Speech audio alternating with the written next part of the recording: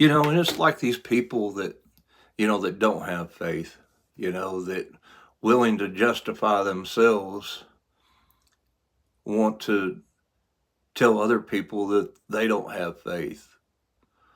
See, you didn't receive your healing, you don't have faith,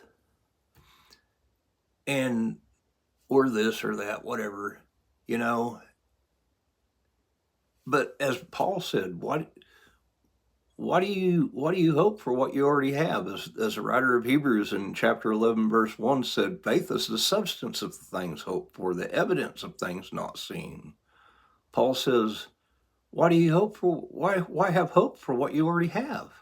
But if we hope, if we have faith for the things that we hope for, he says, then we with patient endurance.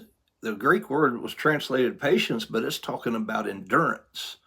It's talking about enduring, patiently enduring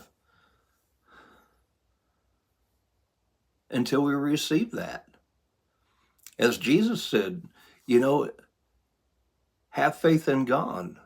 I tell you, whosoever shall say unto this mountain, be thou removed and cast into the sea, and shall not doubt in his heart, shall have those things which he says. He says, I say then, whatsoever things you desire when you pray, believe that you receive them and you should have them. And this is what the Apostle John is also saying. We know that if we ask anything according to God's will, he hears us. And we know if he hears us, we have the petition that we ask for. But it's a matter of patiently enduring until we obtain the promise through faith.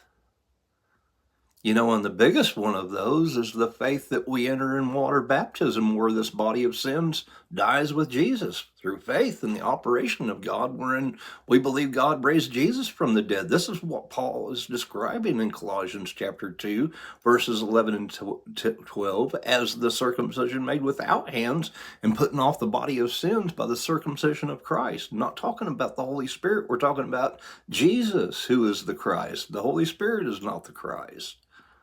He's in the very next breath after he says, circumcised with the circumcision of Christ, he says, buried with him in baptism. And through faith in the operation of God, when we believe God raised Jesus from the dead, we believe he gives life to our mortal bodies and raises us up together with him to the right hand of God. That's why he wrote 3:1. If you be risen with Christ to the right hand of God, seek the things above. Don't set your affections on the things of this earth, for you are dead and your life is hid with Christ in God, or it's hid with Jesus the Christ in the Holy Spirit.